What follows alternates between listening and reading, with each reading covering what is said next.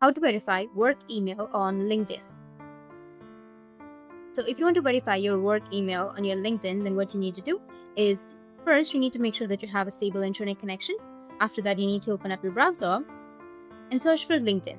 Now go with linkedin.com. Make sure that you've logged into your account. So select an account and then log into your account. Now once you've logged into your account, what you need to do is just simply go with your profile, which will be in the top right. Click on me, and here as you can see that it says verify now.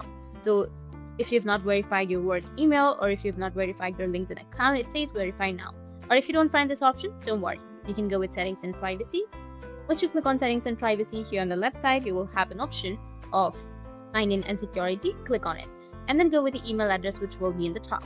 Here, if it says if you have a verification example that may be your verified work email, you can manage it under your verification. So click on the verification if you have already added it.